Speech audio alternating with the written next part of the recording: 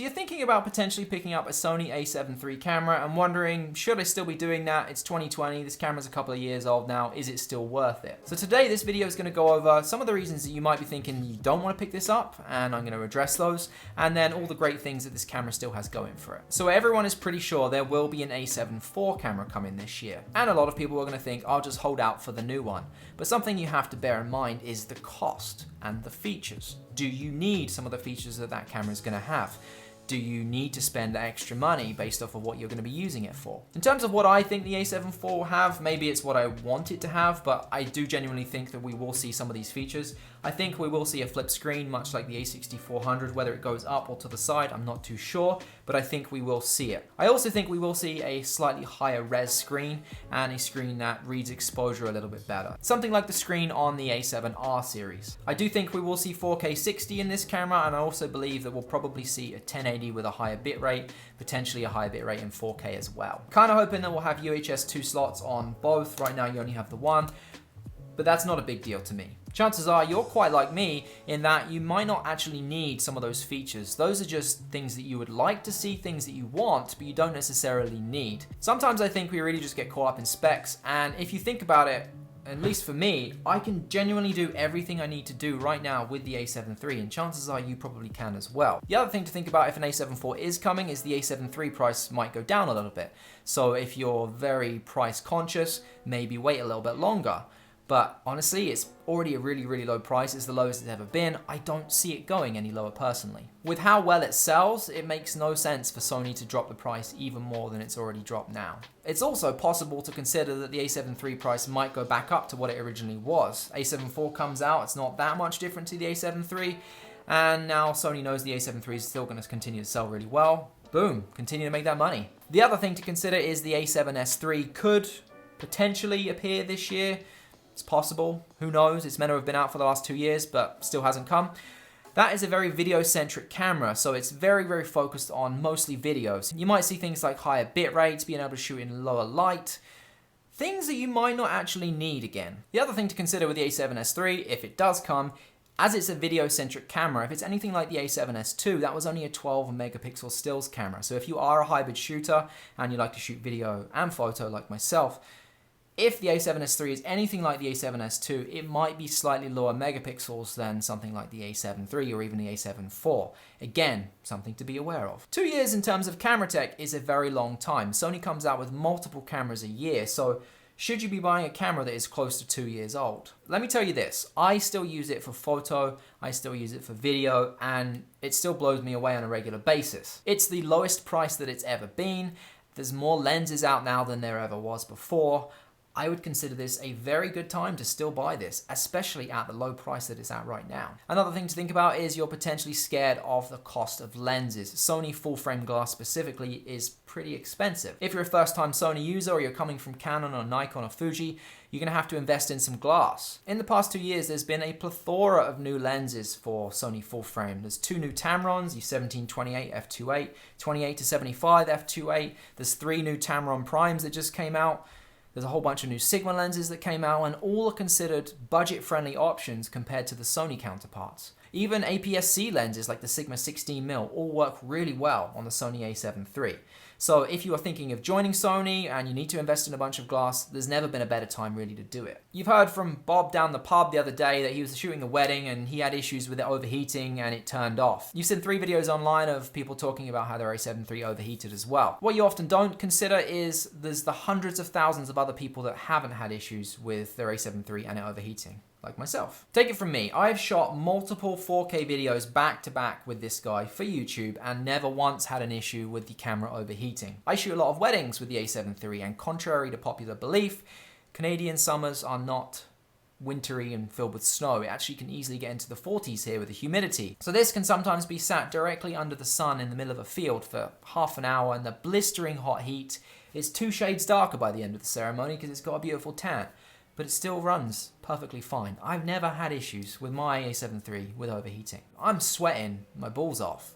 The camera is still running fine. The color science on Sony or the A7 III is bad. You hear this thrown about online all the time, and I honestly don't buy into it in any way. I've owned the A6000, the A6300, and I'll be honest, those cameras, the color science in those wasn't great, but since the A7 III came out, they completely changed the color science in the cameras, and it is so much better. You can go online and look at videos where people are comparing the USR with the A7 III in blind tests, where they don't tell you which camera is which, and there's a lot of times where people mistakenly thought that the Sony colors were actually the Canon colors.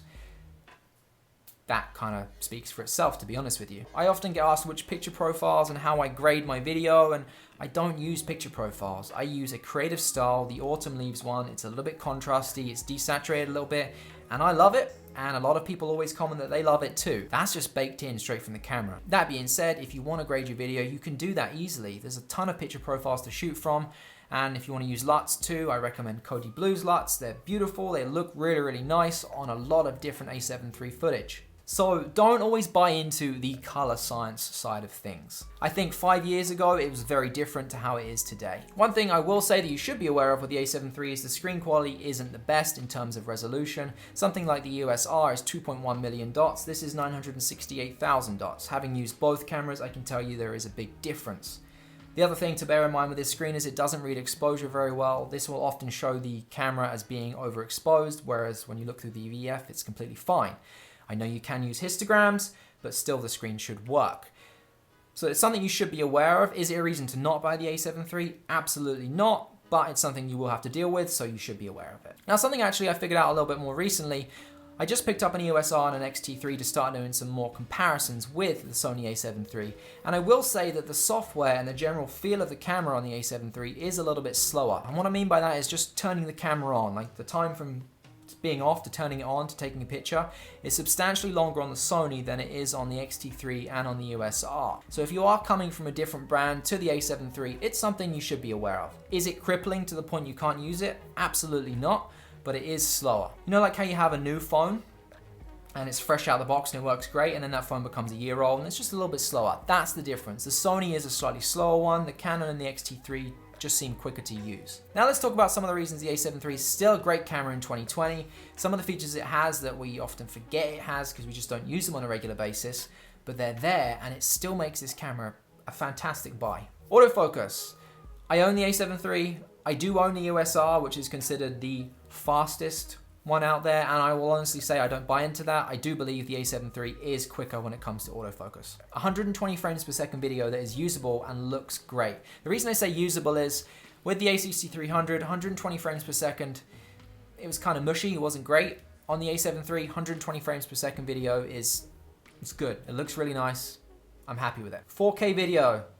Now, yes, I know a lot of cameras have 4K video, but it also doesn't have a crop, which is great. You want to shoot at 16? It's actually 16. It's not 550 like it is on the USR. And of course, the 4K video is actually 6K that's downsampled to 4K, which makes it incredibly crispy, incredibly sharp, and doesn't do you any justice when it comes to looking at yourself and filming in 4K. Clear image zoom is one of my favorite features on the A7 III. It gives you extra reach with all of your lenses. If you're using a prime lens, you now have extra reach with that too, with little to no quality loss as well. I've talked about this many times before, but it's a great feature. Being able to shoot in crop mode at the switch of a button on the A7 III is amazing. So by standard, all your lenses are going to be in full frame if you're using a full frame lens. Let's say you're using a 16 and you put it into crop mode or APS-C mode, click a button, you can set a button to do it.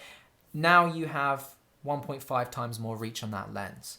Best thing is you can stack that with what I just talked about, clear image zoom, and get even further. Bright monitoring on the A7 III, a feature that not a lot of people know about. I've done a whole video on it before. At the click of a button, and you can assign it to whichever button you want, you can brighten up your entire image from near pitch black. So if you're composing a shot for an astrophotography shot, you can't see how it's going to look. You click this button, compose your shot, click it again, it turns it off, back to your regular settings, take the picture, and you're good to go. You got focus peaking, you got histograms, so all those little extra tools that you sometimes need for video, even for photo as well. Very useful features. Focus magnifier, so if you need the absolute most tack sharp image you possibly can, or if you're using a manual focus lens and you need to verify what's in focus is actually in focus, you can do that. You can zoom right in, see exactly what's in focus.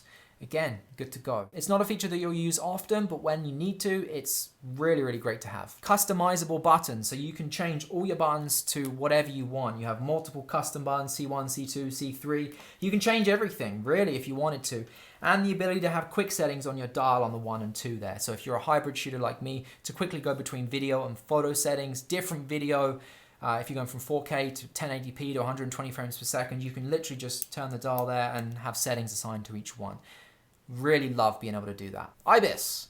Now I know it's not great on the A7 III, but if you use a camera that doesn't have it and then you use the A7 III, you'll notice there is a big difference. You can shoot longer exposures for photos. You can go handheld for video if you need to. If you need to use it in a pinch, it's there. So IBIS, although it's not great, it has it. 10 frames per second raw shooting. So if you're shooting sports or landscape, well, you wouldn't shoot landscapes at 10 frames per second unless there's like a deer running across the frame or something.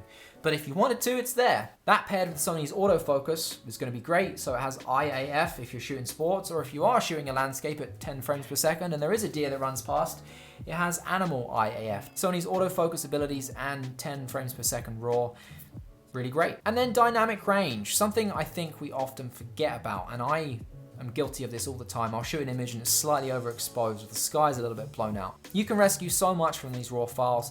Bring up your shadows hugely, bring down your highlights. You'll put that image into Lightroom, you'll think that you've lost everything, and you will have the entire sky completely fine. So the dynamic range of the A7 III is really, really good. Very useful in so many different environments. Saved me a lot of times as well. Image has been what looks like unusable, but I rescued it. As you can tell from what I've just gone over, the list is pretty extensive, and that is only some of what the camera has to offer. And that's why I still think this is a great camera to pick up in 2020 if you're thinking about picking one up. I do genuinely think that we get caught up in specs a lot, and sometimes we forget what the cameras that have already been out a while can already do. Put it this way, imagine the A7 III comes out today, the day you're watching this video, and it's at the price it's currently at, which is one of the lowest prices it's ever been at before. And it has all the features that I just talked about. That would still blow a lot of people away. That would still be more than enough of a camera for a lot of people. Think about that for a second. So there we go. Hopefully you took something away from that video today. I'm not here to convince you. I don't care which camera you buy at the end of the day. If you want to buy a A7 III, or you want to buy an XT3, or you want to buy an EOS R, they're all great cameras, but the A7 III is still a great camera in 2020. All right. Thanks for watching. I'll see you next time.